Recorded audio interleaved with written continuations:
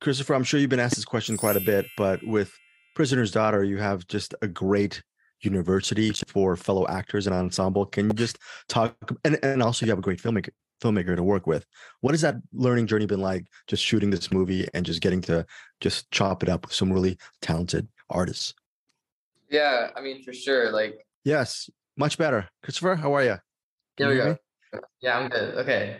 So Okay. you want to restart the question? Yeah, okay. So yeah, just Prisoner's Daughter. Wait, how much did you get of it? Did you just like was I frozen the whole time? I think, yeah, a little bit frozen and it just broke up. But just, yeah, learning Okay. from Kate and Brian Cox and Catherine Hardwicke, just a great filmmaker. So I'm sure just working and living on the set with these fellow artists must have been a great experience for you. Yes, for sure. Like we all had so much fun as well. Like we all got really close because like all of our scenes were together. Like I was saying, like Brian Cox, like it's like a master class being on site with them, and it genuinely feels like in the scenes, like it feels like he's my like I genuinely felt like my grandfather. Like he's really good. With Kate Beckinsale, like there's so much emotion in her performance, and I think it really brought out my performance as well. And at the end, I don't know if we'll know this, but she literally got me a kitten as a gift at the end of the movie, which I still have. His name is Blue, which is pretty amazing. And then Catherine Hardwicke, she's an amazing director. Like she really had a vision for the movie, but she also really allowed us to like explore our characters and like kind of like improvise a lot of stuff. So like it really it was a great experience and it was really awesome. And I learned so much from everybody. This is just an off tangent regarding the kitten. I used to have a cat, adopted a cat for about 7 to 8 months, and then I had to give it away to another set of guardians because Oh, everyone gets so allergic to cats. My family I know, members. yeah. What has it Oh, been like for you? Just are you a cat person, and how has that journey been for you? Because well, it's heartbreaking sometimes. Yeah. I only ever had dogs, right? And like I was always asking like my mom for like a cat. Like Sean, my little brother was always asking for a cat as well.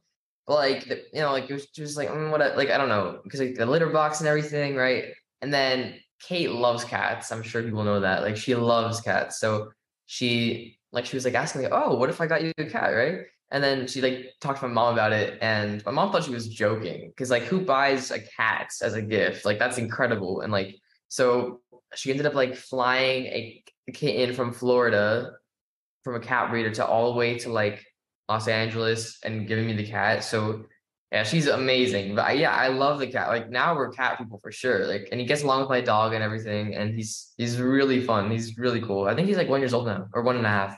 Yeah. Yeah, very cool. And so, as far as Prisoner's Daughter, what was the biggest challenge in shooting this film? Because it's a very dramatic piece. There's a lot of emotionally charged moments. You have to be in the moment, I'm assuming. But for you, what was the most difficult? And I guess on that side of the coin, gratifying part, I guess. Yeah.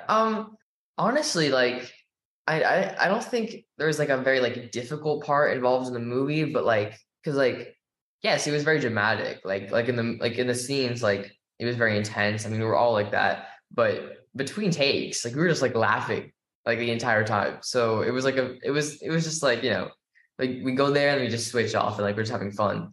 It was cool though, because in this movie, like there's like boxing and like fight scenes and stuff. So I had done boxing before that. So like like I trained a little bit for the movie, but no real like, crazy challenge or anything. But I also think like in terms of what do you say, like gratification? Yeah, gratification. Yeah.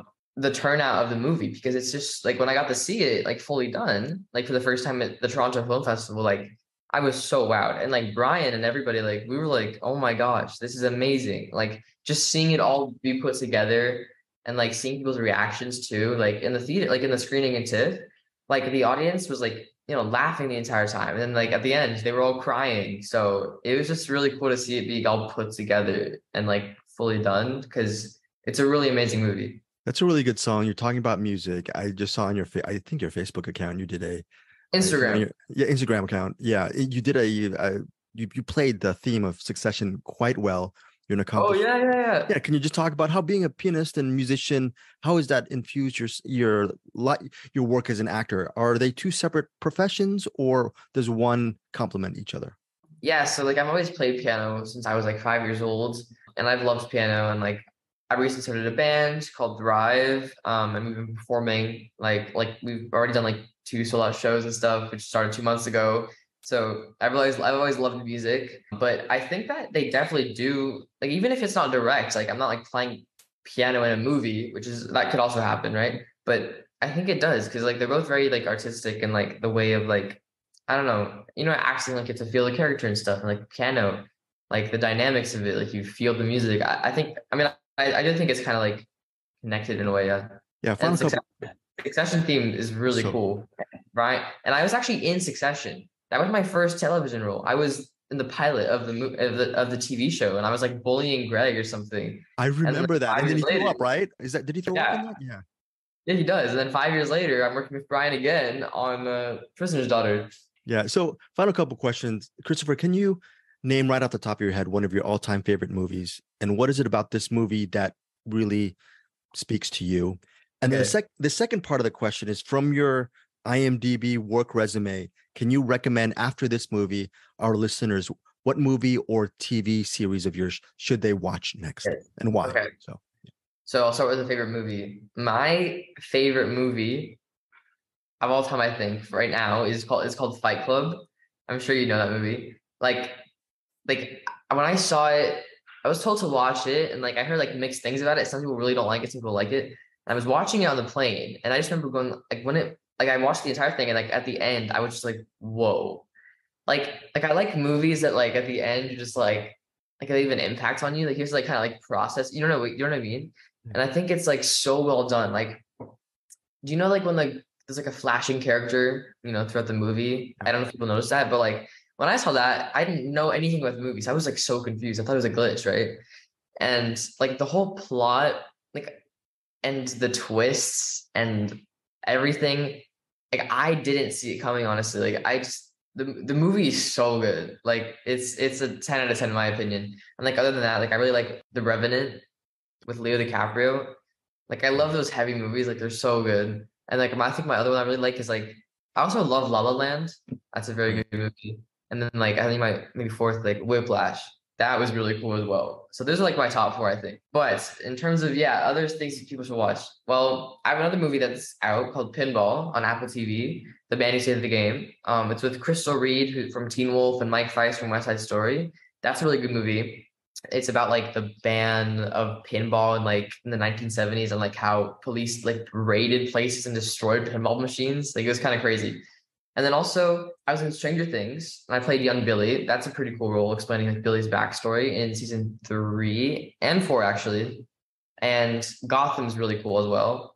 I play Martine. He's like the sidekick of Penguin, and I'm there for like 6 episodes, and like I have to like write on notepads, like I'm a mute, and it's very cool. I also think the Girl in the Spider's Web is a really good one Great movie. because in that one, I'm a lead in it, and I have autism. So like I had to learn all about that. So like I spent time with people that had autism and like learned from that. And that was a really great movie. And then I think the final movie I'd recommend is The Boy 2. That's a horror movie I did. And I played, I mean, like basically the boy, and it's the sequel to Brahms' The Boy. It's like a doll horror movie. So yeah, I think those are definitely some must watches of mine. And finally, last question is where can people follow your band? Do they just follow your IG account for maybe places you're going to play, et cetera, et cetera? So Yeah, so I would follow my account, Christopher Convery, because I post everything like, my upcoming TV shows, movies, the band, everything. So it's just my name, Christopher Convery. So make sure to follow that, and I'll keep everybody updated. Yeah. Christopher, really enjoyed the film. Thank you so much for your time. Yeah, thank you so much for having me.